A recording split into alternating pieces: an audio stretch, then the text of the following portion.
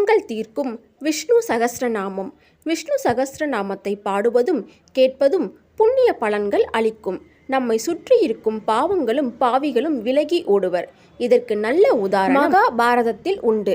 முதன்முறை விஷ்ணு சகஸ்ரநாமத்தை உபதேசித்தவர் பீஷ்மர். அம்பு படுக்கையில் பீஷ்மர் இருந்தபோது கௌரவர்களும் பாண்டவர்களும் அவரை சூழ்ந்திருந்தனர். பகவான் கிருஷ்ணர் அவர்களுக்கு நடுவே நின்றார். பீஷ்மர் தன் உதிரம் அத்தனையும் வழிந்தோடிய பின்பு வைராகியத்தில் பிறவி பிணி அணுகாமல் இருக்க தன் முன்னே நின்ற கிருஷ்ணரை வணங்கி அவரை விஷ்ணுவின் 1000 நாமங்களை சொல்லி துதிக்க ஆரம்பித்தார். நல்லவற்றை கேட்பதுதான் கௌரவர்களுக்கு பிடிக்காதே. அவர்கள் அங்கிருந்து விலகி போயினர். சகஸ்ரநாமத்தில் ஒரு நாமத்தை கூட அவர்கள் மனதால் கேட்க பிடிக்காமல் விலகி போனார்கள். அன்று முதல் இன்று வரை விஷ்ணு சகஸ்ரநாமம் ஒலிக்கும் இடங்களில் இருந்து இப்படித்தான் பாவங்களும் பாவிகளும் விலகி ஓடுகிறார்கள். எனவே தினமும் வீட்டில் சகஸ்ரநாமம் பாராயணம் செய்வது அவசியம்.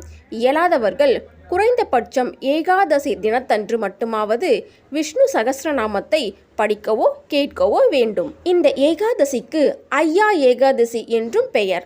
இந்த ஏகாதசி நாளில் விரதம் இருந்து வழிபட சகல பாவங்களும் தீரும் என்பது ஐதீகம். உத்தராயண புண்ணிய காலத்தில் வரும் இந்த ஏகாதசி தினத்தன்று விரதமிருந்து வழிபட்டால் முக்தி அடையாமல் இருளில் தவிக்கும் முன்னோர்கள் முக்தி அடைவர் என்பது ஐதீகம். இதனால் முன்னோர்களின் ஆசிகள் நம்மை சேர்வதால் வாழ்வில் அனைத்து செல்வங்களும் கிட்டும். எனவே இந்த ஐயா ஏகாதசி விரதத்தை தவறாமல் கடைபிடிக்க வேண்டும். ஏகாதசி விரத முறைகள்.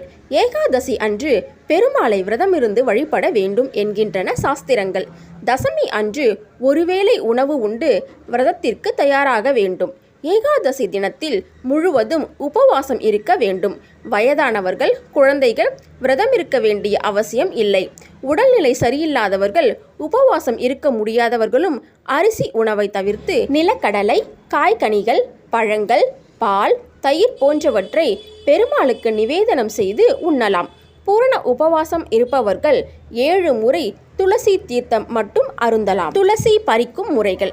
ஏகாதசி அன்று துளசி தீர்த்தத்துக்கான துளசி இலைகளை தசமி அன்றே பறித்து வைத்து கொள்ள வேண்டும். எக்காரணம் கொண்டும் ஏகாதசி அன்று துளசிகளை பறிக்க கூடாது. துளசி பறிக்கும் போது விஷ்ணுவின் நாமங்களை சொல்லிக்கொண்டே பறிக்க வேண்டும். கூடுதலாக விரதத்திற்குரிய துளசியை ஆண்களே பறிக்க வேண்டும். பெண்கள் கட்டாயம் துளசியை பறிக்கக்கூடாது என்கின்றன சாஸ்திரங்கள். எத்தனைக்கும் அவர்கள்தான் அதற்குரிய பூஜை மற்றும் வழிபாடுகளை மேற்கொள்ள வேண்டும். துளசியை 3 இலைகள் சேர்ந்தாற் போலவோ மாலை கட்ட வசதியாகவோ